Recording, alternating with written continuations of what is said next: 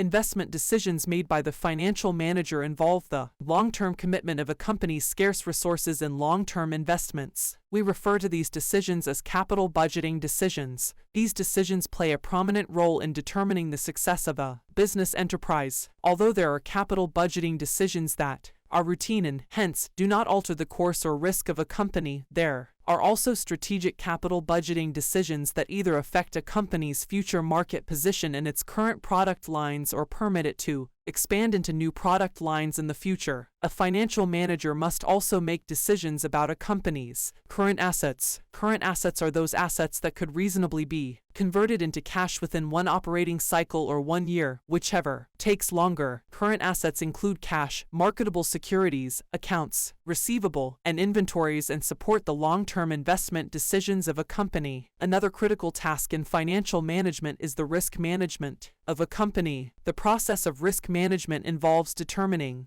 which risks to accept, which to neutralize, and which to transfer. The 4 key processes in risk management are risk identification, risk assessment, risk mitigation, risk transference.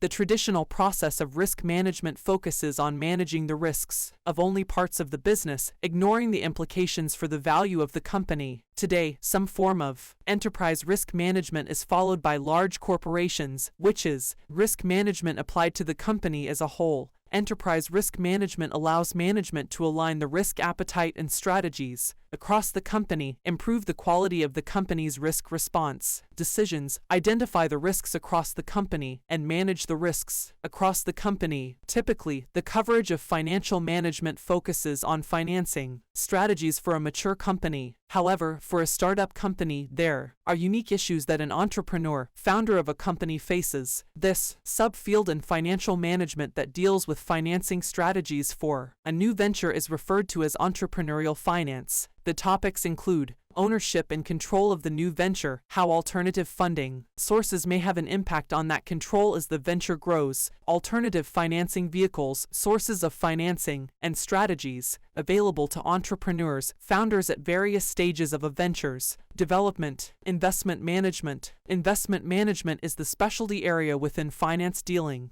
with the management of individual or institutional funds. Other terms commonly used to describe this area of finance are asset management, portfolio management, money management, and wealth management. In industry jargon, an asset manager runs money. Investment management involves 5 primary activities, as we detail. Setting investment objectives starts with a thorough analysis of what the entity or client wants to accomplish. Given the investment objectives, the investment manager develops policy guidelines, taking into consideration any client-imposed investment constraints, legal, regulatory constraints, and tax restrictions. This task begins with the decision of how to allocate assets in the portfolio. The portfolio is simply the set of investments that are managed for the benefit of the client or clients. Next, the investment manager must select a portfolio strategy that is consistent with the investment objectives and investment policy guidelines. In general, portfolio strategies are classified as either active or passive. Selecting the specific financial assets to include in the portfolio, which is referred to as the portfolio selection problem, is the next step.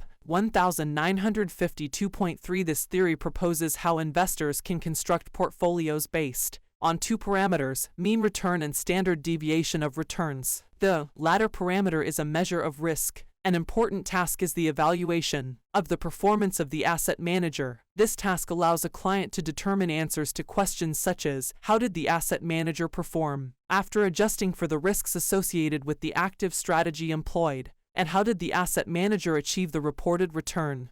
Risk. Throughout this book we will use the word risk. An internet search on the word risk provides more than 42 million results. Typically, financial managers and investors view risk as the potential that there will be a negative outcome relative to what was expected. That is probably too general a definition of risk. In the chapters that follow, we will explain the different types of risk. Here, we want to distinguish between what is meant by risk and what is meant by uncertainty. Risk versus uncertainty. Although the terms risk and uncertainty are commonly used interchangeably, there is a difference between the two. As we will see when we discuss how financial managers make decisions and investors construct portfolios, they rely on their beliefs about the factors that are expected to impact the outcome of a decision. In formulating those beliefs about the possible outcomes, financial managers and investors can draw on the field of probability theory to quantify the risk associated with potential outcomes. That is, financial decision makers are assumed to be able to express their beliefs